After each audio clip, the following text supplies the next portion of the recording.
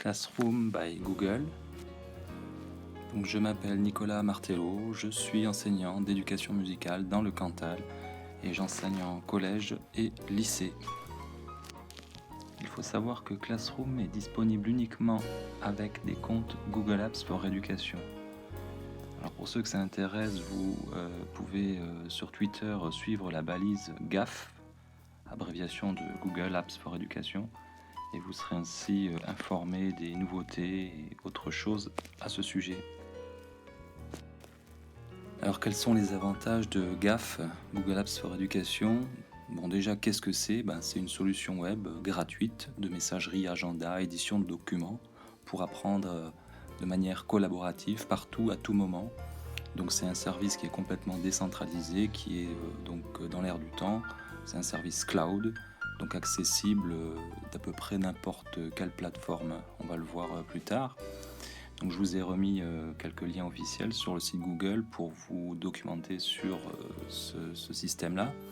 Et alors, quelles sont les différences entre un compte Gmail et un compte GAF ? Alors, j'en ai listé ici quelques-unes. Déjà, d'une part, le Google Apps for Education va permettre d'avoir accès à Classroom, qui est une des briques de gestion de la classe. Dans les grands avantages, effectivement, on peut citer le stockage illimité, le fait qu'il n'y ait pas de pub, pas de collecte de données, un accès partagé, facilité aux différents services, Drive, Calendrier, Doc, pour les membres du même domaine. Alors ça, c'est très intéressant parce que, par exemple, quand vous allez faire un formulaire sur Google Docs, vous n'avez même pas besoin de demander le nom, le prénom de l'élève, puisque dès qu'il sera connecté, il sera reconnu comme l'élève. Classroom, la nouvelle application de Google Apps Education, permet donc aux enseignants de communiquer, de mettre à disposition des supports de cours et de récupérer les devoirs par voie électronique. Et ce service est aussi synonyme de gain de temps grâce à des fonctionnalités telles que la possibilité de faire automatiquement une copie d'un document Google pour chaque élève. Et des dossiers Drive sont par ailleurs créés pour chaque devoir et pour chaque élève, ce qui va faciliter bien sûr l'organisation de chacun. Les élèves, eux, font le suivi des dates sur la page devoir et peuvent commencer à travailler en un seul clic. Les enseignants voient rapidement qui a ou n'a pas terminé un devoir. Ils ont également la possibilité de transmettre en direct et en temps réel des commentaires ou les notes. Tout cela au sein de Classroom. Donc c'est un outil polyvalent qui est présent sur le desktop de n'importe quel navigateur récent, on va dire, que ce soit Safari, Internet Explorer, Firefox, Chrome. Présent également sur mobile, donc ça peut être aussi bien les tablettes que les smartphones, et à la fois sur Android et sur iOS. L'application, donc disponible sur Android et iOS, permet d'uploader des images ou des fichiers PDF, et ce même à partir d'autres applications. Un étudiant peut ainsi gérer ses travaux et ses recherches directement depuis son téléphone.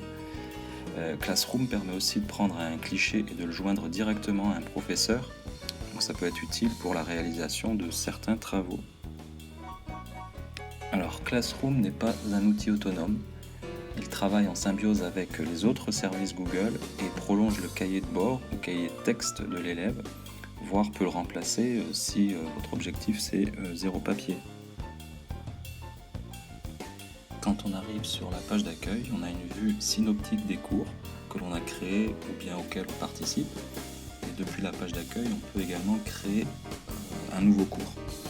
Alors j'attire votre attention puisque une fois qu'on a cliqué sur un des cours, là vous avez un exemple de cours de terminale qui est ouvert. Et vous remarquez qu'on a 3 onglets finalement dans ce cours. Il y a l'onglet flux, élèves et à propos. L'espace du cours s'organise en 3 onglets que nous allons détailler avec des captures écran et nous commencerons en marche arrière. On parlera du à propos, de l'onglet élèves et enfin du flux. Donc, l'onglet à propos, c'est la présentation de votre cours et votre carte de visite permettant aux élèves de vous contacter. On a la possibilité d'ajouter aussi des supports de cours de n'importe quel type, c'est-à-dire ça peut être des PDF, des liens, des images, des Google Documents, etc. L'onglet élèves, c'est ici que vous gérez la liste de vos élèves.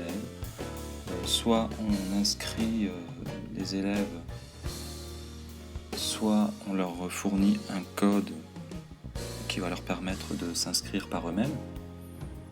Et on a également la possibilité de définir les droits des élèves, c'est-à-dire s'ils peuvent publier dans le flux ou pas, ou uniquement consulter et commenter. On peut également contacter par ce biais-là les élèves, alors soit tout le groupe en sélectionnant tous les élèves, soit certains élèves et leur envoyer un mail. Alors l'onglet flux, lui c'est un peu la timeline de votre classe où on va poster des infos, des annonces, ou bien de proposer des devoirs. Alors vous pouvez pour cela choisir un document depuis votre Google Drive et fixer une date limite à vos élèves pour le rendre. Les élèves suivent les dates de rendu sur la page devoirs et ils peuvent commencer à travailler en un seul clic. Les enseignants voient sur leur tableau de bord personnel qui a ou n'a pas terminé un devoir. Ils ont également la possibilité de commenter ou de noter les exercices en direct et en temps réel. Et dans ce même temps, Google va créer automatiquement des dossiers Drive pour chaque devoir ou pour chaque élève dans un dossier général pour chaque classe. Donc très pratique pour s'y retrouver et pour organiser ses cours. Enfin, une chose très pratique, c'est lors de la création d'un devoir, avec un doc en pièces jointes, vous avez plusieurs options de consultation. On peut donc le rendre consultable par les élèves, modifiable par les élèves, ou alors, encore mieux, je vais dire, c'est faire une copie par élève. Donc chaque élève va se retrouver avec une copie du document, comme si vous étiez en train de distribuer un contrôle en fait à chaque élève. Ainsi, quand l'élève aura terminé son travail, dans son Google Document, il aura un bouton remettre pour tout simplement rebasculer les droits en fait. C'est-à-dire quand on fait une copie par élève, on distribue le droit du document à l'élève et ensuite, une fois qu'il l'a terminé, qu'il clique sur remettre, c'est à nouveau le professeur qui a le droit de propriété sur le document. J'ai donc ouvert ici un devoir pour vous montrer un petit peu l'interface. Donc vous voyez le titre de mon devoir. Donc on a les instructions, c'est ce que j'ai donné comme devoir. Et finalement ici l'onglet devoir des élèves. Donc on va avoir la liste des élèves ici, avec l'état, comme quoi le travail était rendu. Et donc la note que j'attribue. Alors on pourra remarquer, vous voyez ici, que la note peut se mettre sur 1, sur 20, sur 50, sur 100, on peut ne pas le noter, ou alors on peut saisir ici manuellement sur combien de points on veut le noter. Ce qui est pratique, c'est lorsqu'on va cliquer sur un élève, ici, vous allez voir donc l'historique des remises en fait. Il faut savoir qu'un élève peut vous remettre le travail à un moment donné, et puis estimer... si vous avez fait des remarques sur son travail, il peut estimer de revenir dessus afin de l'améliorer. Si la date, le délai n'est pas dépassé, il peut le faire, c'est-à-dire qu'il reprend les droits sur le document, il modifie et il rend à nouveau son document. Donc ici on va avoir une espèce d'historique des remises. Alors je vous montre ici un autre devoir. Dans ma diapositive précédente, l'évaluation était un formulaire. Donc on n'avait pas accès aux documents de l'élève puisque sur un formulaire on récupère toutes les données dans un tableau.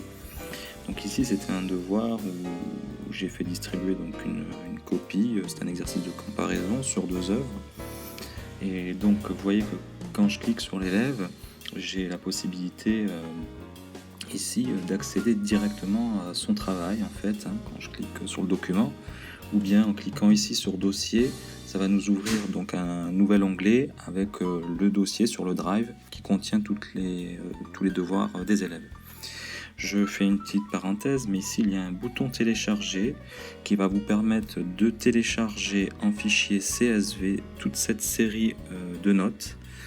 Donc ça peut être très pratique. Alors on peut soit télécharger les notes de ce devoir uniquement ou de tous les devoirs qui ont été programmés dans le cours. On va avoir un tableau synthétique avec toutes les notes des élèves sur ce cours. Alors pour terminer ma présentation, je vais vous montrer quelques types d'évaluation que je pratique par ce canal-là.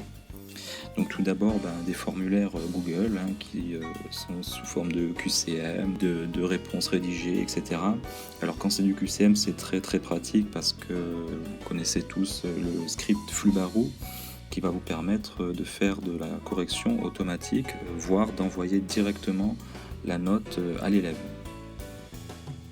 Un autre type d'évaluation, ça va être des documents à rédiger. Donc ici un exercice d'écoute comparée. Donc le côté pratique de ce travail par Google Documents, c'est de pouvoir commenter directement sur le travail de l'élève, faire des remarques et avoir une sorte de rétroaction avec l'élève dans le but de l'assister dans son cheminement d'apprentissage. Voilà pour notre petit tour d'horizon de Classroom. Donc je vous laisse ici un guide complet. Vous n'avez qu'à cliquer sur le pictogramme pour accéder à ce guide fait par des collègues d'ici et d'ailleurs. Voilà. Quelques liens internet pour terminer. Et enfin, je terminerai sur une note plus globale de ce que c'est qu'un ENT, enfin, ou ce que c'est que mon ENT. Donc pour moi, c'est quelque chose qui est fixe, qui est mobile, qui est ouvert, qui est modifiable, évolutif, mais qui reste surtout pratique, intuitif, pas usine à gaz, et rapide dans la prise en main et rapide d'un point de vue technique. Alors personnellement, je travaille sur un iMac à la maison, j'ai mon iPhone toujours dans ma poche, et mon iPad que j'utilise à 100% de mon temps en classe, et c'est vraiment un outil extraordinaire pour faire la classe. Alors parmi les applications que j'utilise le plus, alors évidemment Classroom que j'ai découvert un petit peu cette année. Alors dire que je l'utilise beaucoup, ce serait vous mentir. Je l'ai utilisé, je trouve ça vraiment pratique et facile de prise en main, aussi bien pour l'enseignant que pour les élèves. C'est ça sa grande force, je crois, de cet outil.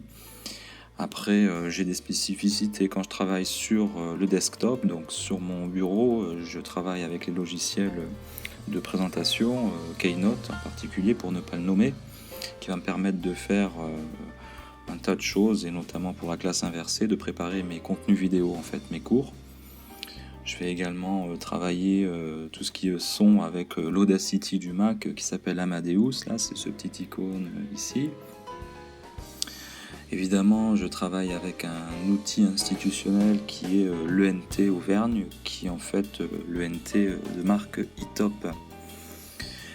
Évidemment, le Drive, enfin les documents Google, c'est là que tout se passe. C'est un peu la ruche, il y a tous mes documents, mes MP3, voilà, et j'ai accès à mes documents de n'importe quelle plateforme, que je sois sur mon iPhone ou sur mon iPad, sur un PC du collège ou sur le Mac à la maison. Après, plus spécifiquement sur l'iPhone, j'utilise assez régulièrement la fonction dictaphone qui va me permettre de faire de l'enregistrement en classe. Ensuite, sur l'iPad, j'ai des applications phares, donc notamment Idoceo dans sa version 4 que vous voyez ici. Donc Idoceo, c'est une application de gestion partie scolaire en fait, gestion des notes au sein de la classe, gestion des appréciations, des absences. C'est vraiment un module très performant et surtout qui est offline, contrairement à l'ENT qui doit être online. Et quand les connexions sont un peu capricieuses, on apprécie le offline. Autre application que j'utilise, c'est AnyTunes Pro. Alors cette application avec l'icône orange là sur la tablette, elle est absolument formidable pour le cours d'éducation musicale parce qu'elle va permettre de chapitrer sa musique, de faire des bandes son avec le texte, enfin des sortes de karaoké. Pour les apprentissages de chansons, c'est pas mal. Et également une autre application, c'est Goodreader là.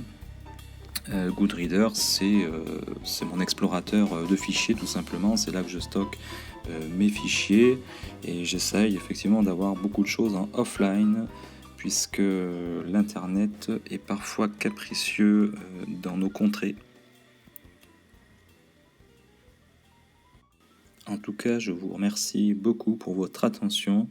N'hésitez pas à visiter mon site qui vous enverra également vers un autre site plus spécifique à l'éducation musicale qui s'appelle edmu.fr. Bye bye.